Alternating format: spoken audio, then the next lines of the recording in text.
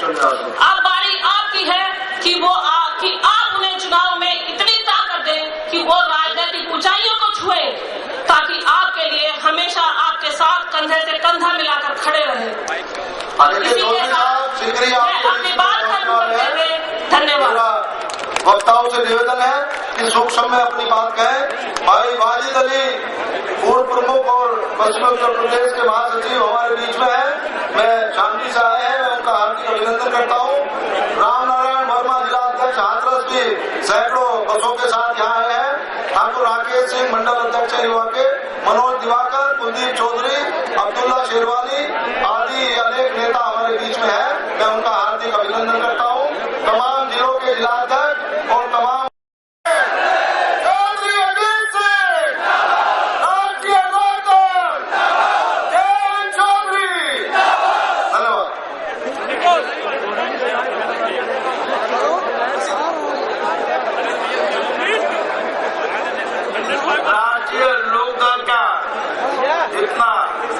विशाल सम्मेलन हो और मथुरा का विधायक खड़ा हो और गिरिराज महाराज का नाम ना हो तो जरा अधूरा रहता है। अभी आवाज नहीं आई।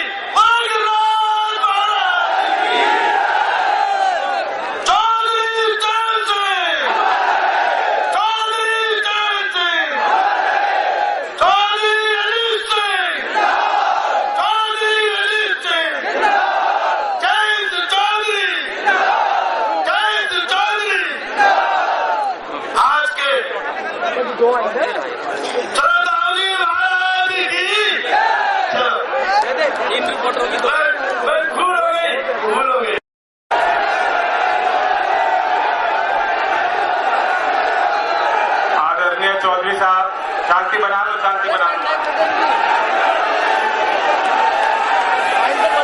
पीछे वालों को आवाज आ रही है क्या? जो पीछे बैठे हैं दूर तक।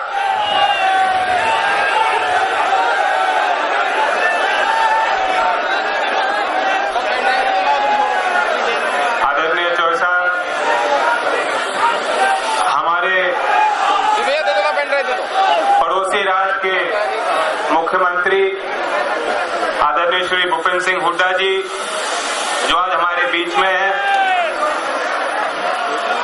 आदरणीय श्री शरद यादव जी जिनकी तबियत खराब थी, लेकिन मैं समझता हूं कि चाहे 24 साल की यादें, उनके वो अनुभव जो आज भी इनके मन में ताजा है, वो उनको यहाँ हमारे बीच में खींच लाए।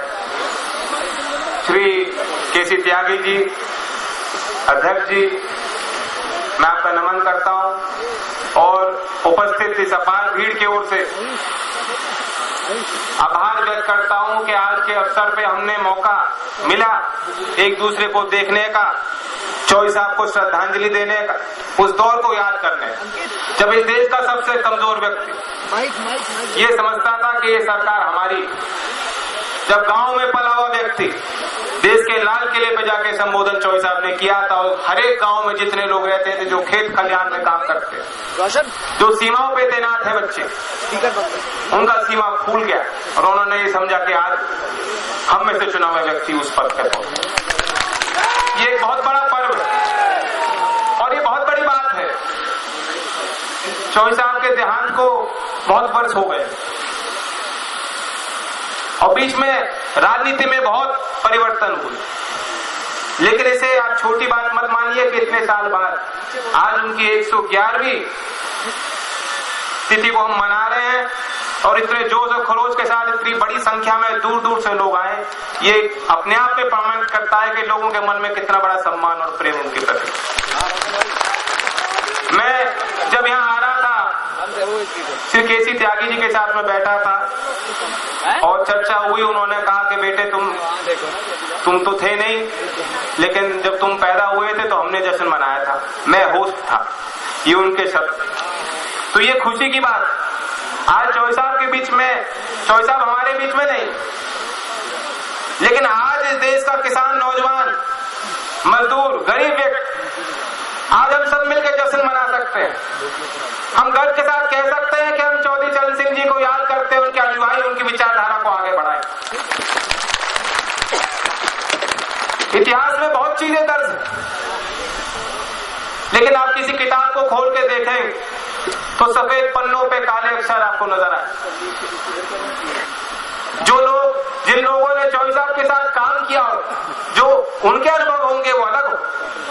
मेरे पीढ़ी के नौजवान जो उनके बारे में पढ़ सकते हैं, अपने बुजुर्गों के साथ बैठ के कोई किस्सा सुन सकते हैं। हमारे जो नजरिया होगा, जो जिस तरह से हम चौधरी साहब को देखेंगे वो अलग। कहने का तात्पर्य यह है कि इंसान के जीवन को आप शब्दों में नहीं तोल सकते। क्या विवरण करूं चौधरी साहब ने क्या क्या काम किया, क्या उनकी विचारधारा थी, क्या उनकी टीस थी मन में, दिल में, क्यों उन्होंने संघर्ष किया। इन चीजों का वर्णन मैं शब्दों में नहीं कर सकता। और इंसान के जीवन के कई रंग। मैं किसान से मिलता हूं, वो कहते हैं कि साहब चौधरी साहब ने हमें छूट दी जो हम नहर पे ट्रैक्टर लेके जाते हैं। वो उस बात को लेके खुश है और याद करता। अगर कोई जवान आईएएस अफसर मिलता है, आके बताता है कि जी मैं तो, मेरे पिताजी गांव में रहते हैं, चौधरी साहब के बारे में वो क्या बताएगा, वो ये बताएगा कि मुझे याद है कि बचपन में कैसे हम वोट डालने जाते थे, कितना प्रेम और लगाव था गांव को।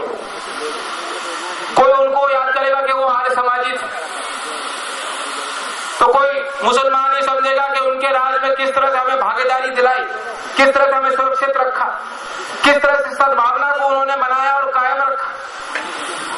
कोई आगरा यूनिवर्सिटी का छात्र होगा, वो कर महसूस करेगा कि इसी संस्था में चौधरी साहब पढ़ते, उनके पद चिन्हों पर मैं चल रहा हूं। कोई गाजियाबाद में वकील होगा तो सोचेगा कि चौधरी साहब ने वकालत करी, मैं भी समाज का कार्य कर रहा हूं। तो इसलिए कहने के मायने ये है कि मैं इस परिवार से हूं और मैं समझता हूं कि एक जिम्मेदारी, एक विश्वास है, एक उम्मीद है। लेकिन सही मायने में चौधरी चरण सिंह की विचारधारा, आज ये सामने जो बैठे हैं लोग, ये हमारे कंधों पे जिम्मेदारी बनती कि उनके संस्कारों को आगे बढ़ाएं। ये देश भर के नौजवानों को समझना हो, जो मैं कहना नहीं चाहता, लेकिन जिस तरह की हिंसा हुई है इस क्षेत्र में, बहुत घर तबाह हुए। मैंने जाके देखा, मुलाकात करी और मैंने एक बात समझी कि लोगों को लड़वाना बहुत आसान होता है। आज घर में लड़ाई है, झगड़ा है, मैं जानता हूं, आप जानते हो, बंटवारे हो रहे हैं, छोटी छोटी बात को लेकर लोग बातचीत करना बंद कर देते हैं। लड़वाना बहुत आसान है, मिनटों में हमारी उत्तेजनाएं सामने आ जाती हैं, सारे पुराने रिश्ते परंपराएं को हम भूल जाते हैं। लेकिन लोगों को इकट्ठा रखना बहुत कठिन है।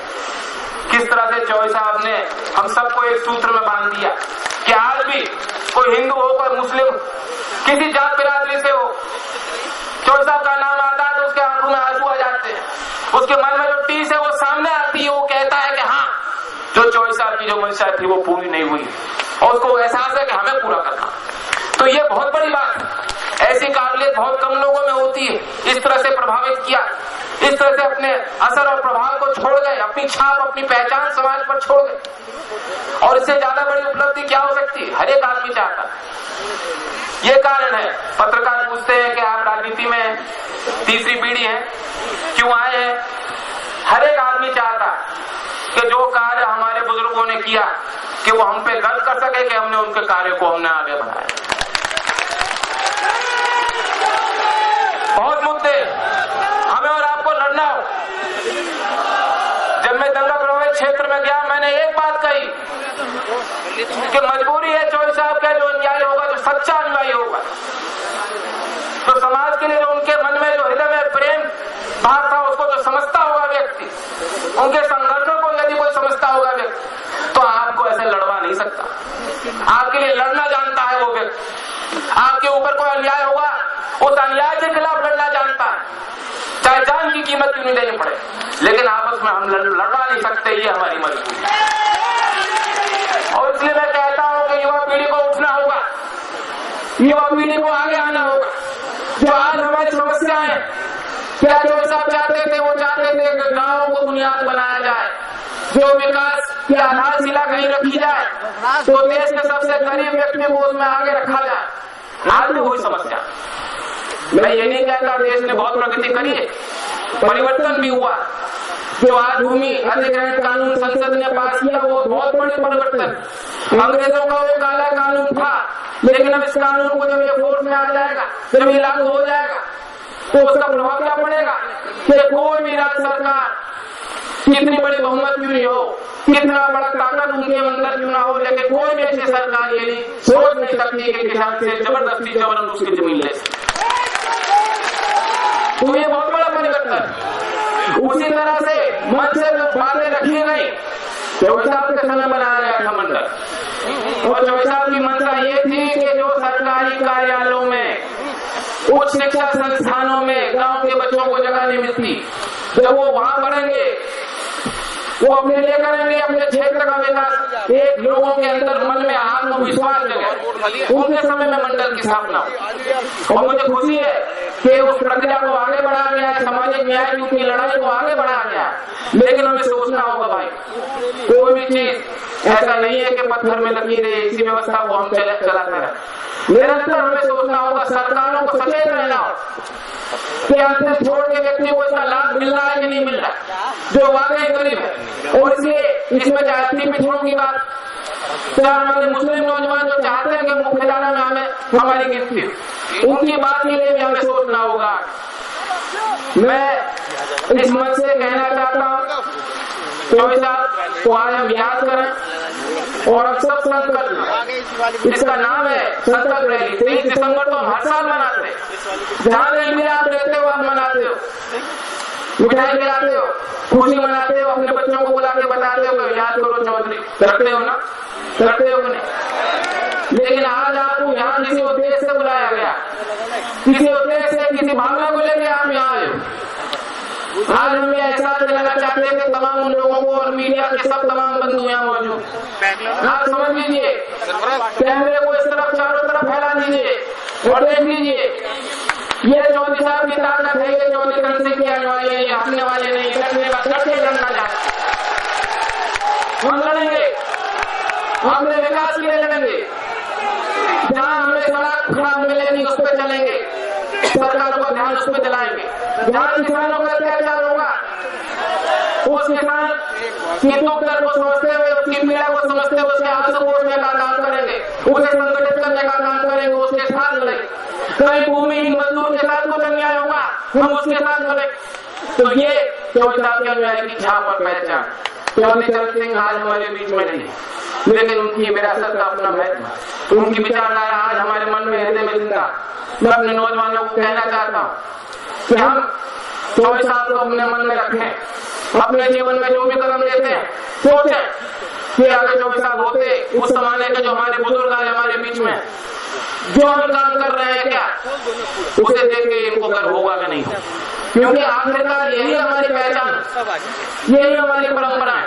आज बहुत समस्या है, लेकिन अगर हम एकजुट रहेंगे, संगठित रहेंगे, चौबे साहब कहा करते किसानों को कहते, और मैं देख रहा था कि मैंने उनका भाषण सुना, कर्नाटक में गए थे, किसानों से बातचीत कर रहे थे, सभा थी बड़ी, वो अपने अनुभव को बता रहे थे, कह रहे थे कि देश की आजादी की लड़ाई में देश का किसान आगे आया था, मजदूर आगे आया था, गरीब गांव का नौजवान आ गया। और उन्होंने कहा कि जब देश आजाद हो गया, उस समय कांग्रेस के मेंबर थे, उन्होंने कहा कि यूपी में किसान सभा, ये सवाल उठा कि किसान सभा के संगठन की अब आवश्यकता नहीं रहेगी। और चौधरी चरण सिंह जी का कहना यह था कि मैंने समर्थन किया था, ये सोच के किया था कि अब किसानों की तो बहुमत, किसानों की तो बहुमत है देश में, ये सरकार हमारी सरकार है। जो अल्पसंख्यक होता है उसके अंदर असुरक्षा की भावना होती है, लेकिन हमारी तो बहुमत, अब हमें संगठन की जरूरत नहीं। और वो उन्होंने कहा, उस भाषण में मैंने सुना, उन्होंने कहा इसलिए वकीलों का संगठन बनाने की जरूरत, डॉक्टर जो होंगे अपने प्रोफेशनल होंगे वो अपने संगठन को बनाएंगे, व्यापारी है उनको अपना संगठन बनाने की जरूरत। लेकिन चौबे साहब ने उसी मंच में कहा कि मैंने समझा अपने 10 साल 15-20 साल के अनुभव के बाद मैंने देखा, क्योंकि किसान ही जो करता है, जो मजदूरी करता है, जो देश का गरीब है, वो इतना पिछड़ा, उसे संगठित करने की आवश्यकता है। और इसलिए चौबे साहब शायद बार बार इस बात को कहते थे कि किसानों अगर एक खेत पे अपनी एक नजर रखते हो तो दूसरी अपनी नजर राजनीतिक गति पर जरूर रखा।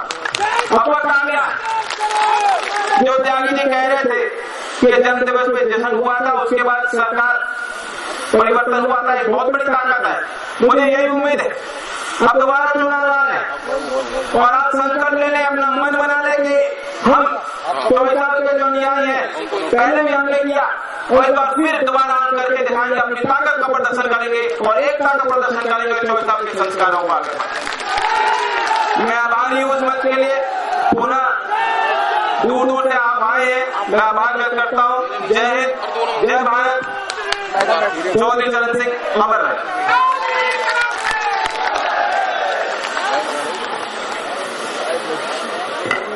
अब हमारे बीच में हमारे बड़े भाई जनता दलियों के राष्ट्रीय महासचिव चौधरी अजय सिंह, जय चौधरी। धन्यवाद।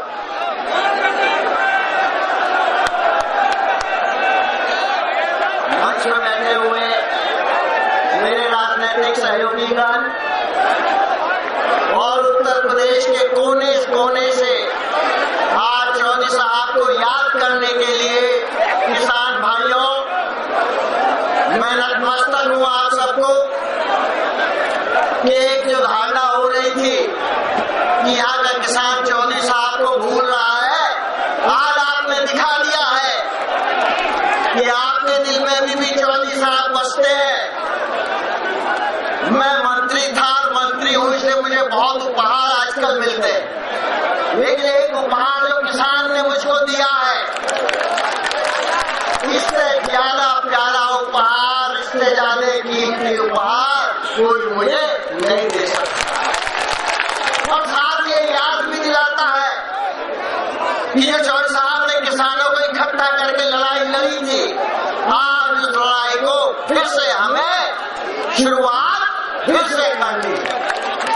आज जो गन्ना किसान की हालत है, अभी वहाँ कॉटन के किसान आए थे मेरे पास आंध्र प्रदेश के, आज किसान असंगठित हो गया है और चाहे संसद हो, चाहे अखबार हो, चाहे बुद्धिजीवी हो, आज किसानों की समस्याओं की सारे देश में अनदेखी हो रही है।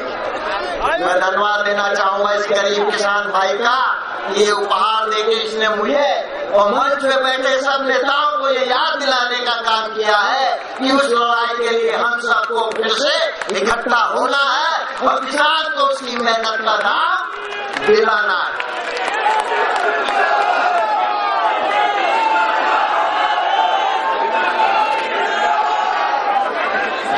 चौधरी साहब का बहुआयामी सोच थी, चरित्र था, बहुत सीधे साधे व्यक्ति थे। अगर कोई उनसे मिलता, बात करता तो उसके लिए समझना मुश्किल हो जाता था कि सीधा साधा किसान जो प्रधानमंत्री होते हुए भी गरीब पर एक डेस्क के सामने बैठकर काम करता था, इसने किस तरह हिंदुस्तान में एक इतना बड़ा परिवर्तन ला दिया। चौधरी साहब किसानों की, मजदूरों की, गरीबों की लड़ाई दिमाग से नहीं, उनके दिल में एक दर्द था कि जो बुरी हालत आज गांव में है उसको कैसे खत्म किया जाए। शरद यादव जी जानते होंगे, सहरसा के सांसद रह चुके हैं। चौधरी साहब सहरसा से आए थे, मुझे याद था, आज भी याद है। उनको गांव के गरीब की बात याद करते हुए उनकी आंखों से आंसू बहने लगते। इस तरह गांव में, छोटे से गांव में अगर माँ बाहर जा रही है तो लड़की घर से नहीं निकल सकती थी, क्योंकि चौधरी साहब ने कहा कि पूरे घर में सिर्फ एक ही धोती थी। तो चौधरी साहब ने जो गरीबों की, किसानों की लड़ाई लड़ी, वो 5 स्टार होटल में सेमिनार करके नहीं लड़ी थी, उनके दिल में एक दर्द था। और चौधरी साहब ने, आज बहुत नौजवान यहाँ है, पुराने लोगों को मालूम होगा, लेकिन मैं नौजवानों को याद दिलाना चाहूंगा उन्होंने क्या किया। सन 1937 में जो पहली बार एमएलए बने, तभी उन्होंने एक बिल लाए थे, एक प्रस्ताव हुआ था, बिल बना था कि जो किसान को कर्जा मिलता है उसका ब्याज कभी मूलधन से ज्यादा नहीं होगा, ना किसानों से वसूला जाएगा और कर्जे के एवज में कभी किसान की जमीन नहीं छीनी जाएगी। मैं जब आंध्रा में आज से 15-20 साल पहले गया तो मुझे आश्चर्य हुआ कि आंध्रा के किसान आज भी इस बात को याद रखते हैं। आज भी देश में हर किसी कोने में आप चले जाओ। मैं आसाम में गया था पिछले चुनाव में, मैंने भाषण दिया। एक पार्टी है वहाँ, ऑल इंडिया मुस्लिम फ्रंट। उसके बाद जब सब इकट्ठे हुए उन्होंने बताया चौधरी साहब के लड़के हैं। आसाम के भी गांव में लोगों ने कहा हम जानते हैं चौधरी साहब। तो उन्होंने देश भर के किसानों को इकट्ठा करने का काम किया था। उसके बाद उन्होंने जमींदारी उन्मूलन किया। पटवारी जो किसानों को तंग किया करते थे, जिनकी बही खाते में किसानों की किस्मत लिखी रहती थी, उन पटवारियों को उन्होंने अपनी जगह दिखा दी। और जब उनकी जगह उन्होंने लेखपाल की सरकारी नौकरी बनाई तो जो कहते थे बहुत से लोग चौधरी साहब दलितों के खिलाफ है, 18% आरक्षण लेखपाल में चौधरी साहब ने दलितों का किया।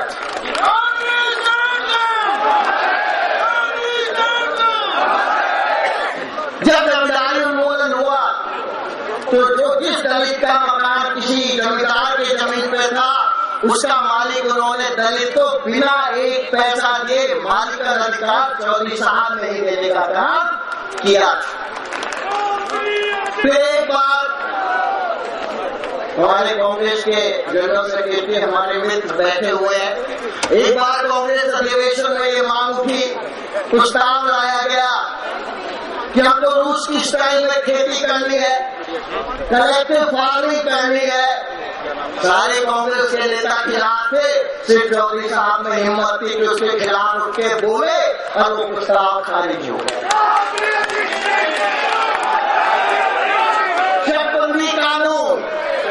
चकबंदी कानून, मंडी समिति कानून, ये सब चौधरी साहब ने बनाए थे।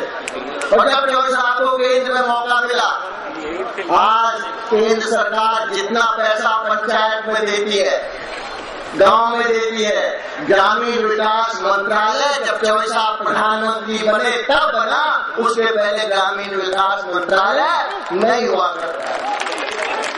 खाद में सब्सिडी चौधरी साहब ने शुरू की थी। गांव में किसानों के बिजली में छूट चौधरी साहब ने दी थी। मंडल आयोग पिछड़े वर्ग को मौका देने के लिए चौधरी साहब ने बनाया था। बैकवर्ड कमीशन उन्होंने स्थापना की थी। और आज जो अफिलियत के लिए कमीशन बना हुआ है, माइनॉरिटीज कमीशन, उसकी भी स्थापना चौधरी साहब ने की थी। उसके पहले बहुत सी बातें मुझे भी नहीं मालूम थी। एक बार मेरे पास एक अलीगढ़ के एसएसपी का फोन आया, राजस्थान से था, पिछड़े वर्ग से था। बोला साहब अगर चौधरी साहब नहीं होते तो मैं तो कभी नौकरी मुझे मिलने वाली नहीं। मैंने कहा क्या हुआ कि जब चौधरी साहब गृह मंत्री थे तब उन्हें नौकरी, उस समय नौकरी के लिए इंग्लिश में ही इम्तहान हुआ करते थे और इंटरव्यू के 50% नंबर हुआ करते थे।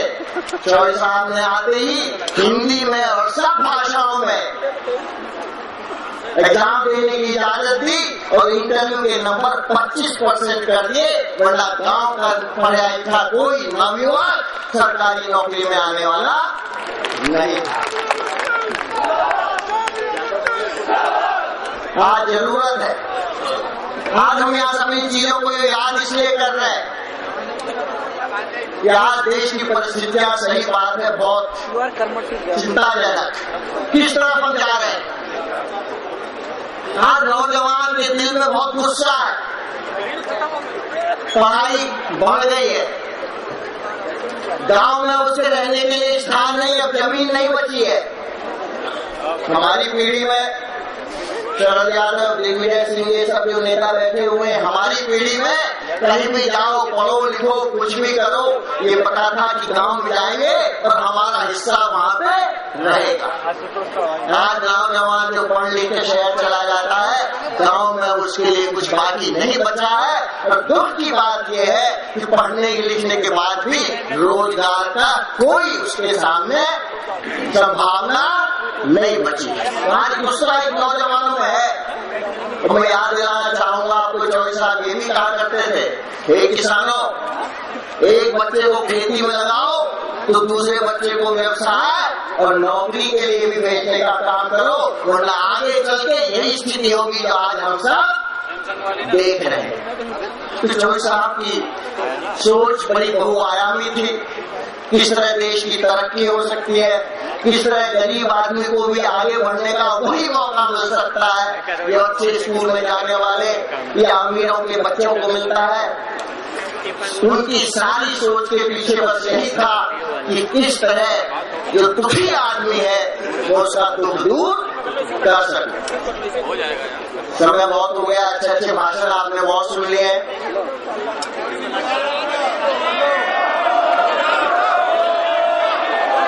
हम आज सब यहाँ मजा करने के लिए इकट्ठा नहीं हुए, हम आज इकट्ठा हुए हैं कि चौधरी साहब के किए हुए कामों को याद करें, उनके विचारों को ध्यान रखें। और जो मुझसे पहले कहा लोगों ने, याद करो इसी पश्चिमी यूपी में सन 47 में दंगे नहीं हुए, सन 92 में दंगे नहीं हुए। और इससे विचार सोचो कि जो आपने राजनीतिक ताकत चौधरी साहब ने पाई थी उसके पीछे कोई एक जाति और एक धर्म नहीं था। आप समझते हो अच्छी तरह से कि अगर आज आप किसानों की वही ताकत फिर से चाहते हो तो जो किसानों ने जिस तरह लोगों को जोड़ने का काम किया था, हिंदू हो मुसलमान हो, जब तक उस रास्ते पर आप नहीं चलोगे आपकी पार्टी आगे सत्ता में आने वाली नहीं। और ये दंगा हिंदू मुसलमान का दंगा नहीं था, ये राजनीतिक दंगा था मुजफ्फरनगर में। ये सपा और भाजपा की मिली जुली साजिश थी। ठीक है, जहां पे दंगे हुए हैं लोगों को चोट लगी है, घायल हुए हैं, मरे लोग, उनके दिल में जख्म है, लेकिन सब लोगों को समझ आ गया है कि ये सपा भाजपा की एक साजिश थी जिससे आप लोगों की राजनीतिक ताकत खत्म हो जाए। योगेश त्यागी ने कहा कि आपकी चौगाहट खत्म हो जाए।